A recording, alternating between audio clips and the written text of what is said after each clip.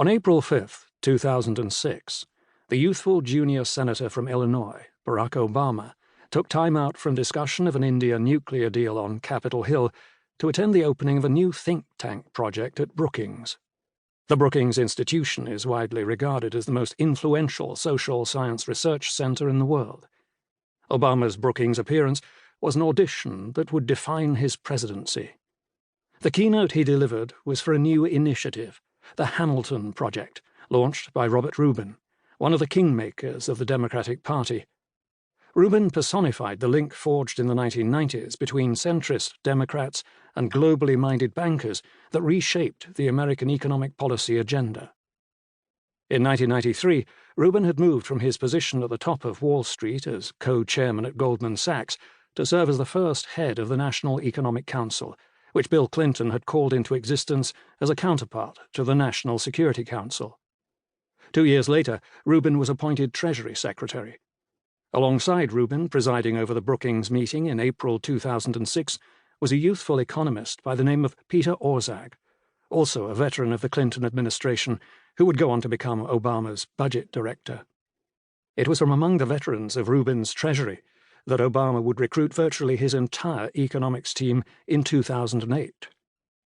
12 months ahead of the financial crisis, 2.5 years before Obama took office, the launch of the Hamilton Project presents the world view of some of his most influential advisers in microcosm.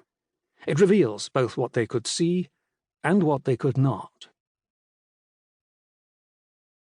Having returned to the business world in 1999, Rubin was worried about the drift in Washington. Globalization had been the central challenge of the 1990s. In the new millennium, it was even more so. But 2 years into President Bush's second term, the policies of the Republican administration were putting America at risk. Rather than mitigating the pressures of global competition, they were dividing American society.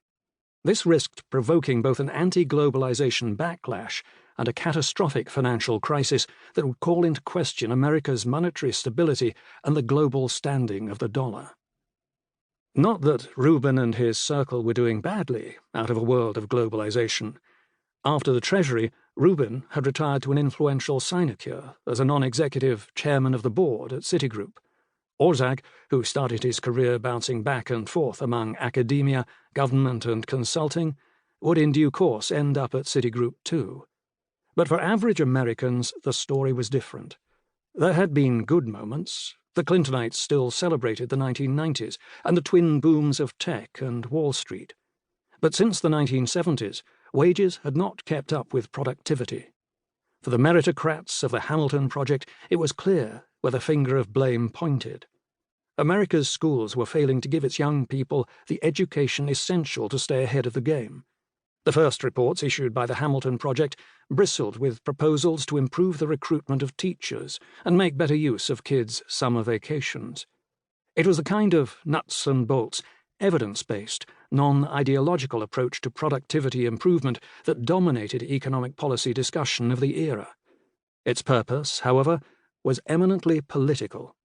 As Obama put it in his keynote, "When you invest in education and healthcare and benefits for working Americans, it pays dividends throughout every level of our economy.